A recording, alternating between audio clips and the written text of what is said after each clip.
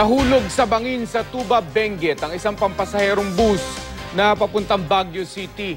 Nasugatan ng 23 sakay nito, kabilang ang driver at konduktor. Sabi ng driver, nasilaw daw siya sa headlight ng kasalubong na truck. Mula sa Tuba, Benguet, makibalita tayo kay Jasmine Gabriel ng GMA Dagupan. Jasmine, natanggal na ba yung sa lugar ng aksidenteng yung pasahero bus? nakasakay sa bus na biyaheng mula Pasay papunta ng Baguio City. Mag-alas 4 kanina na mangyari ang aksidente at hanggang sa ngayon nga ay sinusubukan pa rin na maiakyat o hatakin yung bus mula dito sa 37 feet na kinahulugan ng bus paakyat doon mismo sa kalsada. Nasugatan ng 23 sakay kabilang ang driver at konduktor ng isang Victory Liner bus matapos itong mahulog sa bangin sa Barangay Taloy Sur, Tuba, Benguet.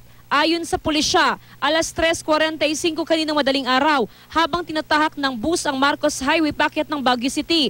Nawala ng kontrol sa manibelang driver na si Levi Dumasig.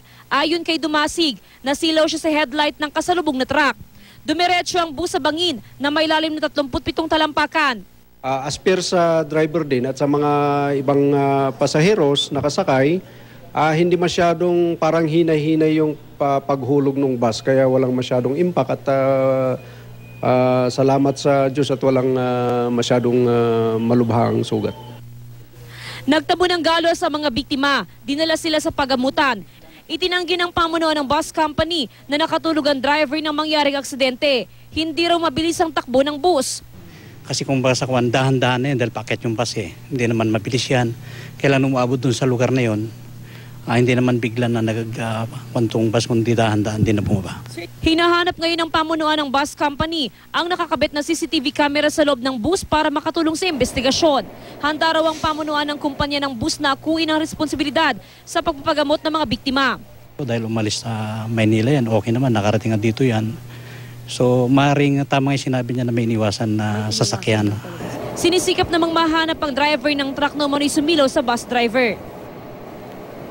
Mark, isa sa mga iniimbestigahan sa ngayon ng pulisya ay kung gamay ba ng driver ng bus yung biyaheng Pasay papunta ng Baguio City. Dahil sa ating nakuhang impormasyon, itong bus na nahulog dito nga sa Tuba, Benguet ay biyahe talaga o yung kanyang ruta ay from Pasay to Bolinao. Nagkataon lamang dahil nga sa selebrasyon ng Panagbanga Festival. Ito yung special request ng Local Chief Executive ng Baguio na karagdagang bus na biyaheng Maynila papunta ng Baguio at Baguio papunta ng Maynila. Sa ngayon, lahat ng mga pasahero o lahat ng mga pasahero dinala sa pagamutan ay nakalabas dahil outpatient nga lamang sila at ayon sa pamunuan ng Victory Liner ay nakatakda nilang akuin lahat ng mga expenses ng mga pasahero bagamat minor injuries lang naman yung tinamo ng mga pasahero. Sa ngayon nga ito makikita natin na talagang ongoing pa rin yung paghatak doon sa bus paakyat at yung traffic situation naman or yung traffic flow naman dito nga sa may Marcos Highway ay maayos dahil kompleto naman sa mga traffic signs at mga police officers na nagbabantay doon nga sa may kalsada. Yan muna ang latest mula dito sa Tuba, Benguet.